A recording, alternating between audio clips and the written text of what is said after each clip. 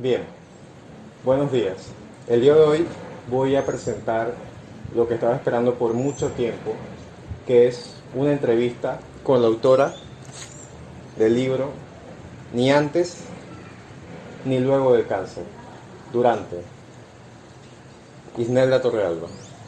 En este caso, pues, en el libro explico que ella no es escritora, no es conferencista ni nada por el estilo, por lo cual esta entrevista será totalmente orgánica, con el único fin de poder hablar de la experiencia de no solo una mujer, no solo una migrante, no solo una paciente de cáncer, sino todo eso unido a la vivencia de una pandemia, todo al mismo tiempo.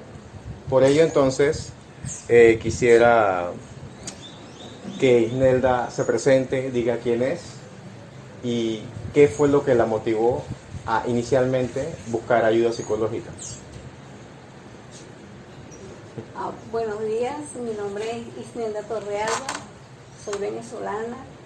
Llegué a este país en agosto de 2019, aparentemente sana, y luego de sentir algunos síntomas, pues fui al médico y fui diagnosticada en el mes de febrero con UCA de mama. Y posterior a eso, pues hubo una pandemia y para mí fue una experiencia muy grande, no sé, una magnitud porque fueron muchos sentimientos que allí yo viví, porque estaba aquí sola, sin familia, sin amigos, y bueno, en realidad me sentía sumamente mal, me sentía como abandonada, sola, y bueno, sentí la necesidad de que debía buscar ayuda psicológica y bueno, afortunadamente la conseguí. Bueno, en ese sentido, el objetivo de esta entrevista no es más que si otros pacientes u otras personas que estén relacionadas al mundo de la oncología quieran saber un poquito más de la experiencia del día a día actual de una persona y lo que tiene que enfrentar, pues no hay nada mejor que este libro. ¿Cómo empezó? Pues con meras atenciones psicológicas, primero de manera presencial, luego posteriormente de manera a distancia, debido a la pandemia y por ende a la cuarentena, donde no podíamos encontrarnos, y luego de eso pues pasaron varios meses donde ni siquiera pudo haber ningún tipo de contacto.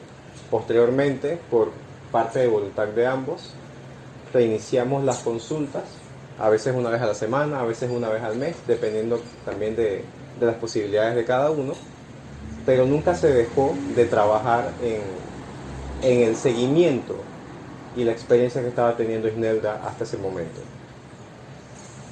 Como resultado de esto, entonces, es que yo le propuse, dentro de una de las tantas estrategias para poder enfocar y poder aprovechar no solamente lo negativo que implica esta enfermedad, sino también los aprendizajes que se tienen, comenzar a escribir relatos de su día a día, no solamente de la enfermedad tal cual, sino de cuáles son los desafíos, qué limitaciones, qué podía o no hacer mientras estaba pasando por el tratamiento. Dentro de ello, pues obviamente, ella comenzó a escribir en el día a día, principalmente. ¿En dónde tú solías escribir, Isnelda? Bueno, quiero hacer primero un preámbulo aquí, en relación a cuando comencé a escribir. Verdaderamente fue una manera que le expresé a Carlos, ¿lo dije mal? No. Perdón. No, tranquilo. Le expresé al psicólogo, al licenciado Carlos, que bueno, eso, pues que me sentía con angustia, que tenía material como para hacer un libro, pero como un sencillo comentario, y él me dio como sugerencia, pues que escribiera lo que sintiera. Cuando escribía, cuando me sentía más triste, cuando me sentía más agobiada, cuando sentía que no sé qué iba a pasar conmigo, y bueno, eso en ese momento era cuando yo más escribía. Y bueno, siempre le comentaba y él pues me decía, bueno, escríbelo, y bueno, yo lo escribía. ¿En qué lugares normalmente tú escribías? En mi cuarto. ¿Tu cuarto? Ajá. Me comentaste en su momento que también, esperando las citas en el oncológico, también escribías un poco. O sea, generalmente en mi cuarto porque estaba más tiempo en mi casa, pero cuando iba a la consulta me llevaba una libretica y estaba y miraba y todo lo que veía, todo lo que me llamaba la atención o lo que me podía impresionar o algo, en ese momento también escribía. También. Pues este libro, que es bastante corto, tiene 59 páginas, obviamente había mucho más material, pero principalmente se condensa a nivel de capítulos la historia de Isnelda desde sus inicios, inicia desde que ella estaba en la escuela primaria hasta el día de hoy, donde se recorre grandes aristas de su vida. Destaca desde su momento en que va tomando formación académica, se muda a Venezuela, todas las limitaciones que implicaba ser venezolano inmigrante, los retos que eso implicaba, porque tras eso, pues cae la pandemia, la misma migración de Panamá cerró, entonces tú estabas con la preocupación de qué tan legal podías estar en el país. Sí. ¿Puedes contar un poquito más de eso? Sí, era algo muy angustiante porque, bueno, primeramente no me gustan las cosas ilegales y sabía que estaba ilegal, pues entonces sentía mucha preocupación porque primeramente cuando iba al hospital, las primeras veces que no fui aceptada, ellos me decían vaya a migración, pero en migración estaba cerrado porque había una pandemia. Después hubo un momento que, bueno, yo fui con la disposición, pues, de que ellos tenían que aceptarme prácticamente. Y bueno, sí, lo logré, les dije eso, ellos me pidieron un documento y les dije que cómo iba a conseguir un documento si estábamos en pandemia y estaba cerrada la oficina de inmigración. Y entonces allí fue donde ellos me aceptaron, pero posteriormente tuve que hacer el trámite igual. Okay.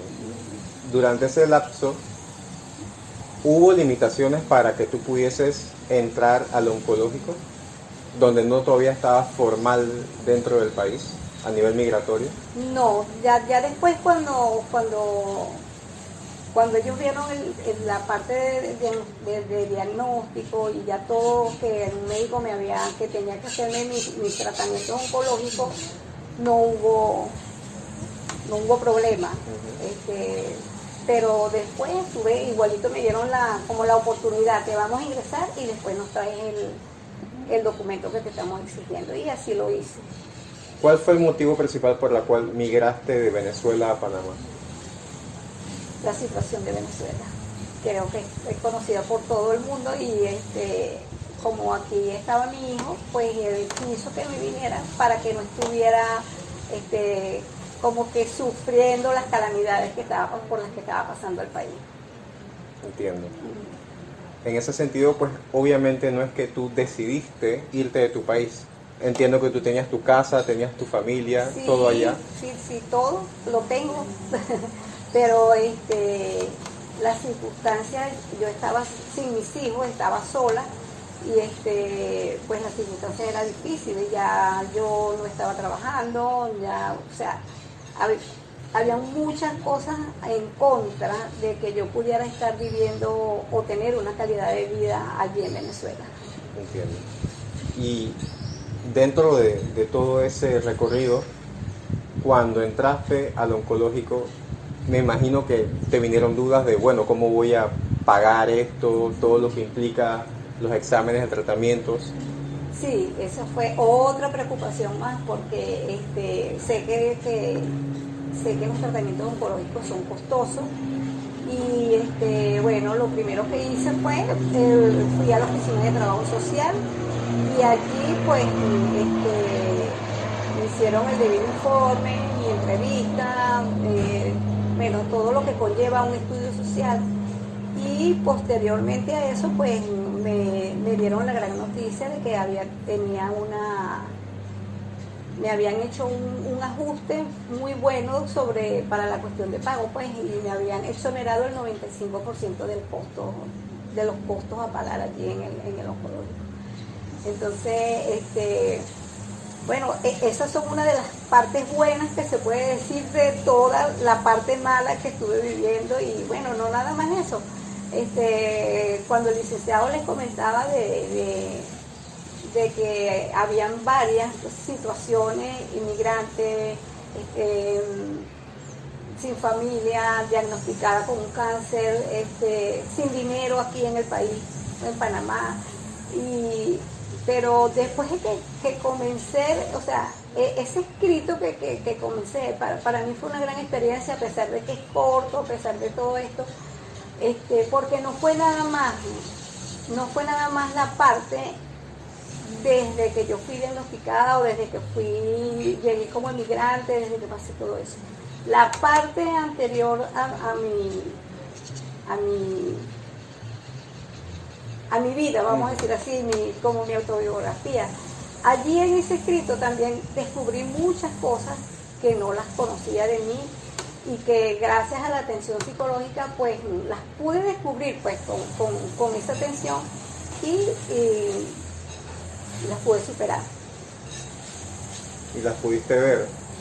De alguna manera, lo que se busca con esto, lo que se busca con tu entrevista, es que las personas puedan darse cuenta que incluso dentro de todo lo potencialmente malo que uno pueda vivir, también se pueden sacar productos positivos y que puede destacarse a futuro y queda como un gran antecedente de que no es solamente lo malo y estoy en lo malo y no puedo aprovechar nada de ese momento, sino que incluso en ese momento ella fue capaz de escribir un libro. O sea, porque como bien dice el título, no fue ni antes ni luego del cáncer, fue durante que escribió todo esto, lo cual le da un valor impresionante.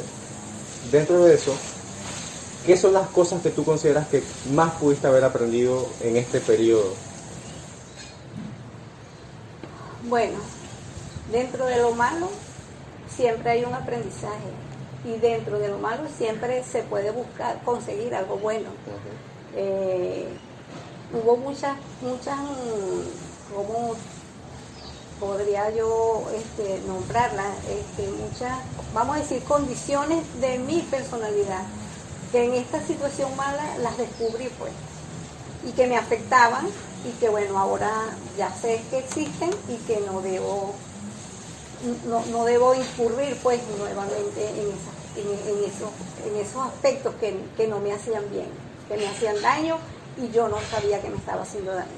Tú me decías desde el principio que tú eras muy disciplinada con los quehaceres de la casa, que todo estuviese limpio, que todo estuviese ordenado, sí. Pero obviamente luego del impacto de la enfermedad, que te tuvieras que mantener más en reposo, o que por las molestias o el dolor no pudieras hacer más de 4 cosas, como se dice, ¿qué tanto te pudo afectar o qué tanto cambió el entender que no importa la edad, no importa el momento o el lugar, tú puedes cambiar tu estilo de vida y la manera de ejercer las actividades del día a día? Sí, de hecho ahora se lo digo a otras personas que nunca es tarde para uno o comenzar o dejar de hacer cosas que lo afectan. Y sí, yo era bastante, no sé qué nombre decirle, era bastante, o sea, la disciplina sobre todo con la limpieza, era como, yo diría que era casi como obsesiva de que tenía que todo estar limpio, todo acomodado y en todos los aspectos, no era nada más una limpieza superflua, que la puro recibo, no, era todo en general.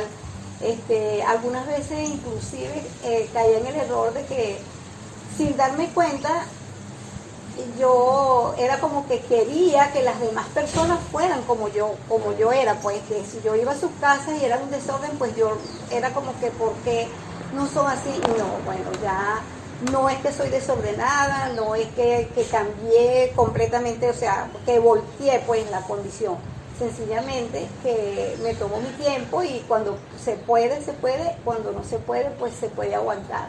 Porque antes era como que me exigía a mí misma a que las cosas tenían que ser así como yo quería verlas. Importantísimo eso porque, de hecho, el hecho de que tú puedas entender que no todo tiene que ser para allá, sino puedes darte tu tiempo, de que tus nuevas condiciones no es que te limitan, sino que tienes que adecuarte a que tan bien te sientas en el día para poder hacer una cosa u otra, no es que vaya a ser como un daño hacia ti y hacia lo que eres, sino que incluso ahora probablemente valoras más Sí. otras cosas del día a día. Sí, y sobre todo que, o sea, yo me tomo ya mi tiempo, me doy algunas veces porque no creas que es fácil después de yo haber tenido toda una vida de ser como era, decir que no. Algunas veces me doy cuenta que estoy como incurriendo o que estoy como que, epa, estás ahí, así no es, entonces Sobreexigiéndote de alguna sí, manera. me doy cuenta, o no, o sencillamente empiezo a ver aquí, como que poniéndome tareas, entonces, y muchas. Entonces me doy cuenta que no es así, que es lo más importante, pues que me dé cuenta que no debo hacerlo y no hacerlo. Y entonces tratar de cambiar eso. Y eso es una de las cosas que además del proceso que viví, que me enseñó mucho, pues, pero esta enseñanza no fue una enseñanza que vino sola, pues. Le doy gracias a Dios, pues, que puso en mi camino al licenciado Ayala y que, bueno, de verdad fue de gran ayuda para mí. Demasiado, de verdad no tengo, pues, cómo ver todas las cosas que yo era. Hasta mis hijos, pues, se han dado cuenta de todo esto. Bueno, eso sin duda que es un mensaje que vale la pena comentar, y tomando eso en cuenta, obviamente tú conociste a otros pacientes, hombres y mujeres, cuando ibas al oncológico comentando y demás. Te puedo preguntar, ¿qué tantos de ellos que conociste estaban teniendo al mismo tiempo atención o orientación psicológica durante su proceso? Bueno, en realidad no sé. Sé de una sola persona que estaba yendo al psicólogo, porque allí mismo en el hospital también dan atención psicológica, pero ninguno nunca me habló de que estaba recibiendo atención psicológica. Y bueno, no sé qué tanto, porque tampoco fue una relación, una comunicación muy estrecha, porque el tiempo era rápido, uno llegaba, se iba, tocaba por horarios, entonces no fue mucha la comunicación. Y las cosas que podías aprender o descubrir durante el proceso psicológico, ¿tú veías que estos compañeros entendían esto, o estaban en etapas anteriores donde todavía algo que tal vez ya te habías enfrentado, como la angustia inicial de la primera cita y demás, ellos todavía lo estaban viviendo? Bueno, normalmente con las personas que hablé eran personas que al revés tenían el proceso ya más adelantado que el mío. Ok. Y entonces tú te apoyabas de ellos de alguna manera. No, en realidad nunca ¿No? no me apoyé en ellos. Siempre sentía, o sea, para mí era esperar el día de la cita, de la atención, de la atención psicológica. Pues a mí de verdad era lo que me calmaba, me hacía sentirme mejor, me hacía entender más las cosas, porque bueno, yo lloraba mucho, porque bueno, me sentía muy sola. Realmente a mí me afectó mucho la soledad. Y bueno, la soledad y todas esas condiciones, las condiciones de estar en un país que tú no conoces, que tuviste que aprender dónde quedaba todo, andar sola, sin compañía, sin nadie que te pusiera la mano en el hombro y te dijera, tranquila, todo va a estar bien, no, solamente. Entonces, a mí lo que me hacía desahogarme más era ese momento, del momento en que... De la sesión psicológica, sí. Pero igual me dices que las personas que estaban pasando también por un proceso, tal vez no te desahogabas con ellos, pero sí pedías orientación de, oye, ¿dónde está la oficina tal? ¿Dónde está? ¿Cuál es el médico tal? Sí, en los procesos principalmente. Bueno, ¿no? En mis deseos, pues, de saber, y por mi condición de la enfermedad, pues, que es lo que pone a uno así como muy, porque es una palabra muy, como que muy dura, pues, cuando le dicen a uno, pues, yo les preguntaba, sí, yo les preguntaba mucho, pero sobre eso, pues, ¿y usted cómo le dio? ¿Y usted qué sintió? ¿Y usted qué se sintió ahorita? ¿Y usted cómo va? O sea, Claro. ese tipo de cosas pero era como para ver, relacionarlo conmigo, pues, con mi condición. Obviamente, con esto, uno podría pensar que lo que más miedo da es el solo hecho de pensar qué consecuencias tendré a causa de dicha enfermedad, en qué tipo de evolución está, qué tanto voy a demorar. Pero más que todo, yo puedo identificar que probablemente lo que más daño psicológico, por así decirlo, ejercía en Isnelda era específicamente la angustia de, me dijeron que en 3 semanas me van a llamar para la cita tal o para el tratamiento tal. ¿Puedes contarme por qué dentro de todo esto es lo que más te afectó esta sensación de querer que todo pasara de una vez? Sí, bueno, primero siempre he sido un poquito así ansiosa, de que me gusta que las cosas se den rápido, de que yo cuando me planeaba algo quería que todo se hiciera. Si yo decía voy a limpiar, yo quería terminar así fuera que ya yo no daba más, pero yo quería terminar ese día. Pero en este momento, en este proceso, cuando a mí me dijeron, no, mira, que tenía un tumor maligno y bueno, que me dieron el diagnóstico, pues yo como que cáncer igual muerte. Entonces eso, yo sentía pues que me moría y yo sentía que quería que me hicieran todo rápido. ¿Por qué? Porque yo quería saber cómo evolucionaba, si estaba bien, pero son cosas que hay que darle tiempo, pues, a que los tratamientos hagan su efecto y su cuestión, pero bueno, yo quería que todo pasara rápido porque yo quería estar bien rápido.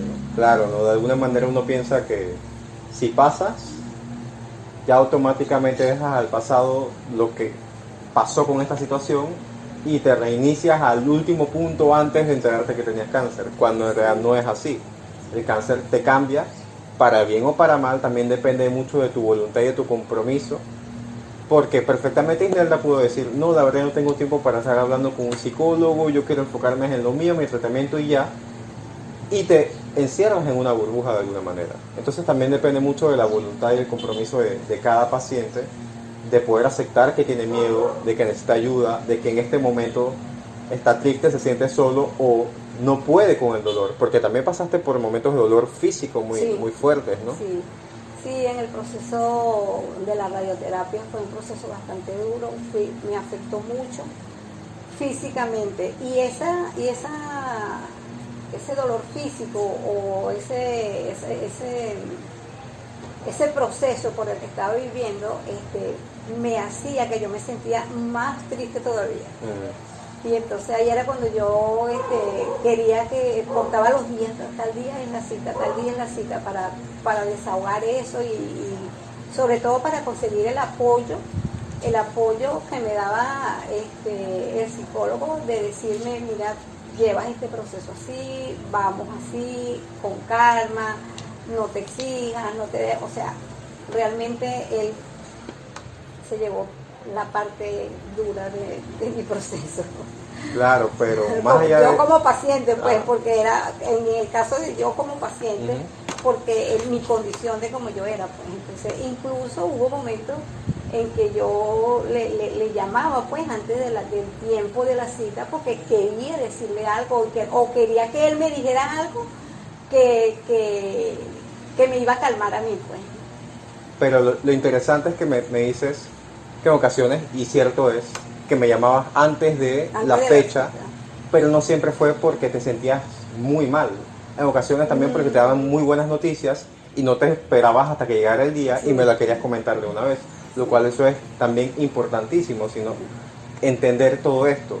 Dentro del proceso también yo te recomendé que no te aislaras de ninguna manera, sino que siguieras interactuando con personas, que no todo gira alrededor del cáncer y que andas con el cáncer aquí tatuado en la frente, sino que simplemente puedes conversar. Te recomendé otras pacientes que habían pasado por situaciones parecidas. Te recomendé simplemente colegas de las áreas de la salud donde tú pudieras de alguna manera referenciarte de, bueno, oye, ¿cómo te va con esto? ¿Cómo te va con lo otro? Y quedabas tú incluso hablando o aconsejando a otras personas de temas que no tienen nada que ver, Sí. cuando en realidad el tema inicial Era, fue ajá. el cáncer, ¿no? Entonces, eso es también importantísimo destacarlo. Dentro de cuánto estuvimos desde que empezó el proceso hasta, digamos, la última sesión, un año o más en todo esto, y Duramos más de un año. más de un año, más de un año, y a pesar de ello, quizá el 10% verdaderamente se habló del cáncer. El resto se habló de Sí. muchas otras cosas, porque esto es lo más importante que los que están viendo esto recuerden. No es que vas a buscar un psicólogo o vas a buscar un equipo de ayuda para que te trabajen sobre el cáncer, no, sino que te recuerden que eres una persona más allá de eso, que eres una persona que quiere hablar de la telenovela que vio anoche, o de los niños que estaban por ahí, o de las noticias que escuchó, o de un proyecto que está trabajando, como por ejemplo hacer un libro. Todo eso es verdaderamente lo más importante. No es sobrevivir, es vivir a pesar del cáncer. Entonces, quiero que me hables un poquito más.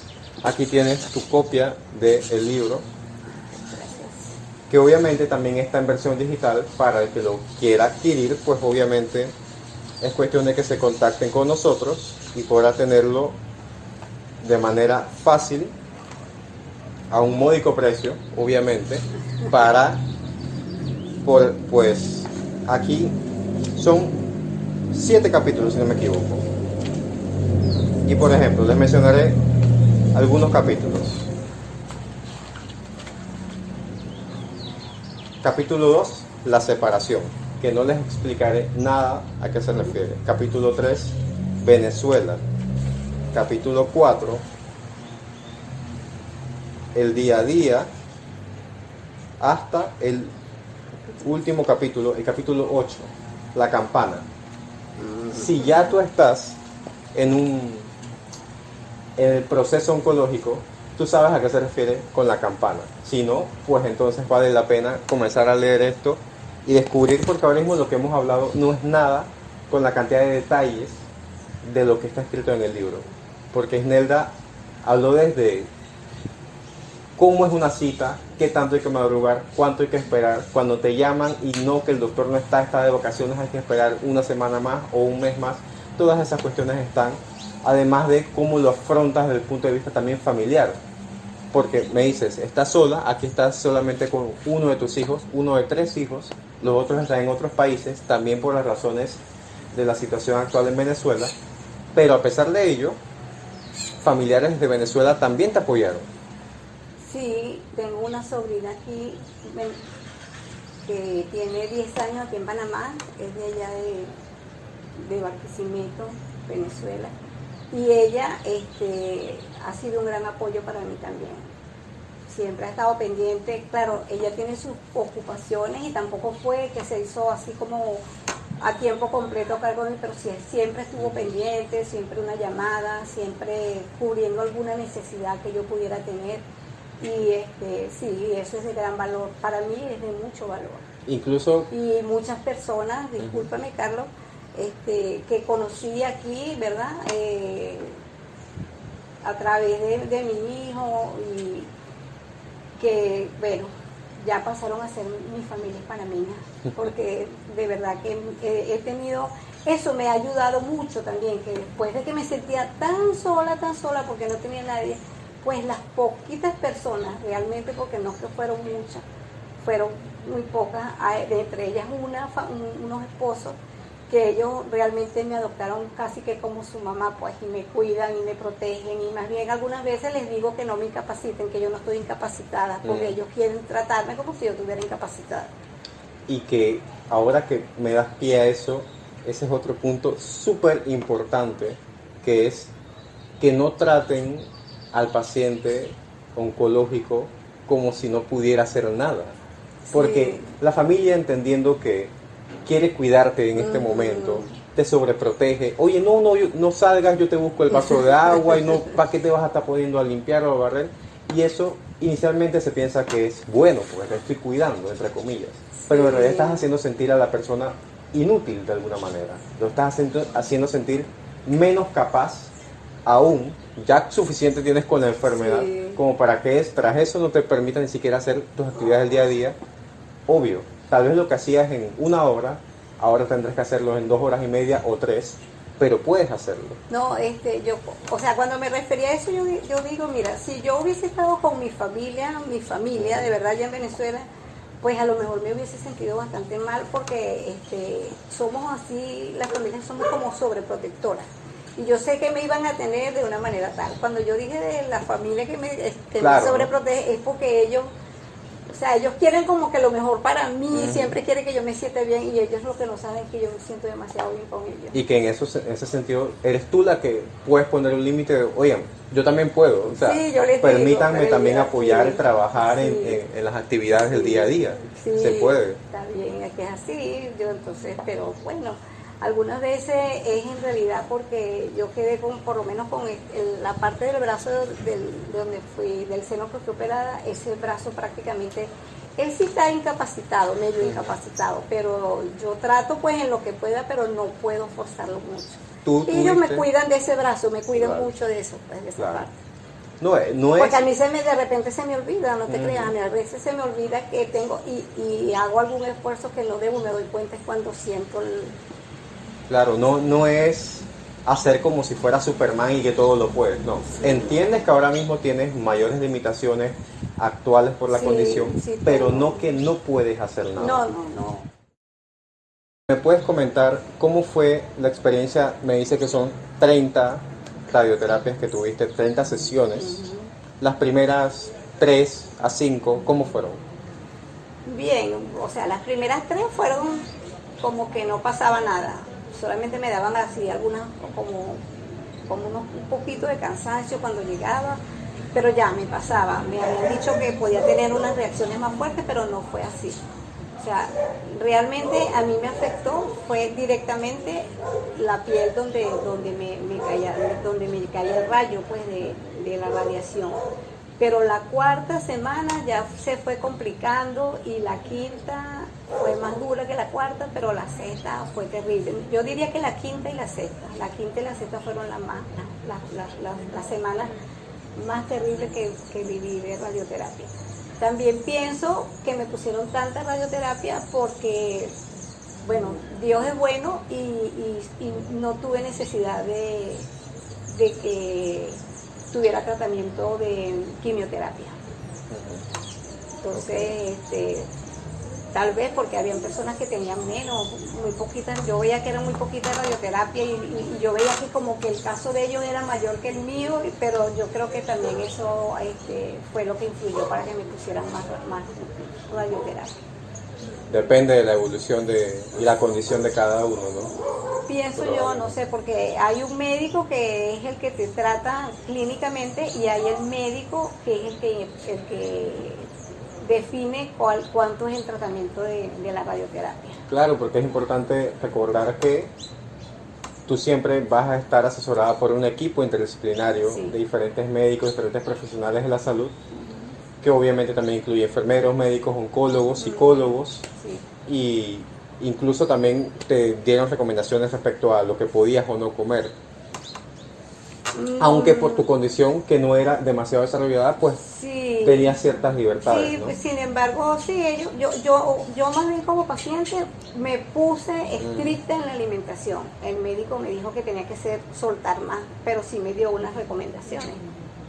Y bueno, y aún todavía trato de llevarlas porque bueno, la experiencia no es nada bonita y entonces hay que buscar la manera de pues cuidarse ya que uno salió de ello, ¿verdad? Y otra de las cosas que es como echar un poquito hacia atrás en este proceso es que el licenciado Ayala, cuando en su manera pues profesional, muy profesional, pero yo me daba cuenta, que él tuvo una manera muy, o sea, esto fue un proceso que nosotros, yo diría que como piloto, porque realmente fue en una pandemia, nosotros tuvimos todo ese tiempo de terapia a través de teléfono y a mí me funcionó. Yo me imagino que si hubiese sido presencial, pues yo no hubiese tenido a lo mejor un año de terapia, porque fue por teléfono, ni yo lo veía, ni él me veía, yo solamente lloraba y él escuchaba, esperaba que yo dejara de llorar para entonces seguirme diciendo cualquier cosa, pero utilizó muchos medios que como que de repente un paciente no se da cuenta, como que porque él me estará mandando esto, pero yo sí me daba cuenta cuando veía el contenido, me recomendaba una canción, me recomendaba un libro, me recomendaba todas esas cosas que me hacían ver, porque si cuando yo les dije que uno le dice, tienes cáncer, uno de una vez, me voy a morir. Entonces, bueno, si te vas a morir, ¿quién? Dios es el único que puede evitar que te mueras. Entonces, uno no, o sea, yo creo que el mayor miedo y el trauma más grande es ese, pues, porque nadie se quiere morir. Y entonces, de una u otra manera, pues, es como que tú vas asimilando, bueno, si me toca, bueno, pero entonces voy a vivir lo que me toca vivir, como tú dijiste, bueno, no es estar vivo, es realmente vivir como se tiene que vivir. Y bueno, pero el Señor me ama y gracias a todas estas cosas, pues Dios ha obrado en mí también, mucho.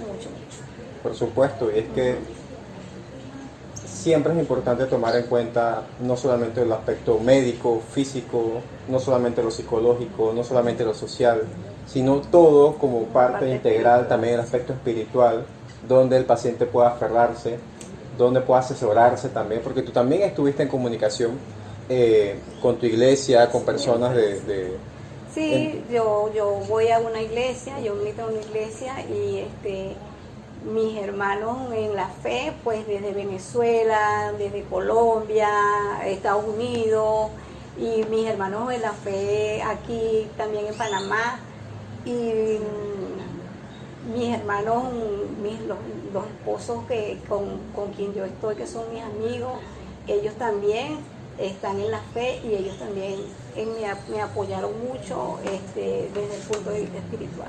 Claro que sí.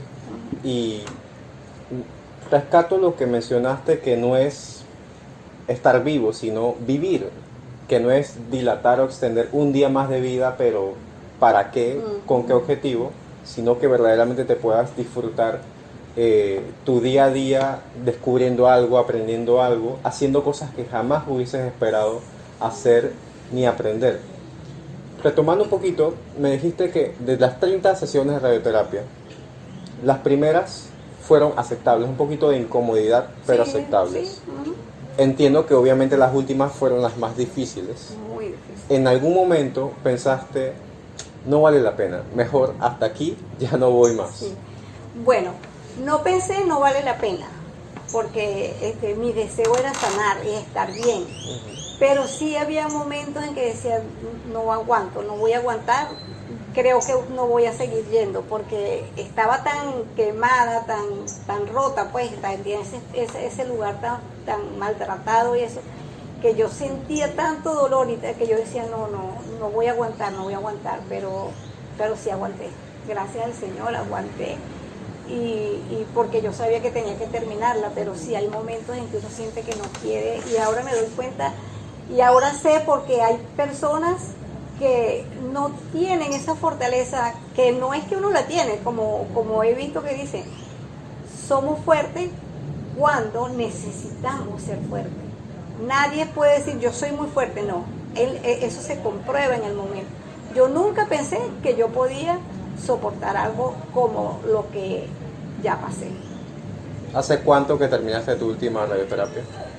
Va a ser un año, eso fue el 23 de octubre del 2020. Terminé la radioterapia y toqué la campana. ¿Y tocaste la campana? Sí, una campana que me intrigaba porque yo sentía que sonaba una campana y sonaba una, y yo, ¿por qué tocarán campana? Hasta que pregunté a uno de los pacientes que qué significaba la campana. Entonces me comentó, no, lo que pasa es que cuando terminan es como que, ay, victoria, pues, como cantar victoria. Entonces, bueno, yo toqué mi campana. Incluso, aunque uno piense, bueno, ¿qué tanto importa una campana? En un proceso así, hasta esos símbolos son valiosos de, bueno, sí, pude lograr esta meta, pude llegar hasta esta fase. Sí. Y una frase que siempre destaqué durante todo el proceso psicológico contigo fue, no es un día más, sino es un día menos. Eso me ayudó mucho porque en en esas últimas 2 semanas, recuerdo que inclusive un día te llamé para decirte que me sentía muy mal, que estaba no sé, muy desesperada, muy angustiada, con mucho dolor y recuerdo que te dije, bueno, no es un día más, es un día menos. Y entonces, bueno, eso me quedó. Yo siempre que sentía, yo decía un día menos, y eso me ayudó bastante. Sin duda, porque mucho también de cómo afrontamos experiencias así de difíciles en ocasiones depende de cómo la interpretamos, cómo la percibimos. Si entendemos que no es una sesión de radioterapia más, es una sesión de radioterapia menos, de alguna manera te motivas a poder llegar hasta la meta, llegar hasta el final, y así con todos los demás desafíos que implica este proceso. Ahora, obviamente hay mucho que comentar, pero quisiera cerrar principalmente con qué quisieras decirles a otros pacientes que puedan estar viendo esto sobre tu experiencia, sobre la importancia de la atención psicológica y todo lo demás que quieras comentar. Aquí está. Bueno, yo quisiera que las personas que pasan por este proceso no se sientan limitados o prohibidos de buscar una ayuda, una atención psicológica. Verdaderamente que, por lo menos voy a hablar de mi caso, en el caso mío que yo profeso mi fe, yo tengo mi religión y yo, bueno, tengo muchísima confianza en Dios. Con todo eso, yo sé que hay que buscar la parte y la ayuda humana, porque si no, Dios no hubiese dado esa oportunidad, ¿verdad?, a las personas que hicieran eso. Y siempre pensar que no hay edad, no hay tiempo para decir ya, a estas alturas yo buscar un psicólogo, a estas alturas no, porque a estas alturas de mi vida yo nunca pensé que iba a pasar por algo como lo que pasé, nunca pensé que yo podía hacer algo como esto que hice, solamente porque de verdad tuve ese apoyo de que puedes hacerlo, siempre hay tiempo, nunca el tiempo está de más. No recuerdo que una vez no te limites a soñar, y yo tengo 62 años, no importa, hasta el último día hay que soñar, formarse el sueño, y es verdad, y ahorita tengo un sueño muy grande y sé que mi Dios me lo va a dar, pero aprendí eso y es bonito, o sea, dentro de lo malo, se viven cosas muy bonitas, porque hay cosas que aprendes y cosas que tú puedes ser ese agente multiplicador para llevarlo a otras personas que de repente estén reacias a buscar una ayuda, y uno pueda darle pues ese primer paso, que den ese primer paso. Ya eso es mucho, cuando ya la persona dice sí, voy a ir, voy a hacerlo. Y yo a todo el mundo lo mando para psicólogo, a todo el mundo le digo vayan, busquen, siempre es bueno. No, porque hay como un mal concepto en algunas personas, y no, yo de verdad agradezco mucho esto, porque en la edad que tengo, pues aprendí cosas que he debido aprender antes, y dejé de hacer cosas que he podido hacer antes por la misma condición de que uno cree que todo lo hace bien, o porque uno cree que todo es malo. Entonces ahí hay como una mezcolanza que de una u otra manera nos afectan pues. Claro, y es que probablemente la decisión de decir necesito ayuda es la decisión más grande, más importante y más complicada para muchos de nosotros. Entonces, ya con estas palabras, qué mejor que la propia experiencia de alguien. Me despido con todo el agradecimiento de que puedas compartir esta historia con las personas, donde ahora va a quedar un antecedente no solamente entre tú y yo, sino entre otras personas que tal vez están buscando una orientación, bueno, con quién me puedo guiar de cómo es esta experiencia que apenas estoy empezando, tengo miedo, tengo dudas. Bueno, aquí hay mucha de esta información. También obviamente busquen ayuda profesional si así lo necesitan, y no dejen de hablar, de expresarse, de aprender, incluso a pesar de este tipo de desafíos. Hasta luego.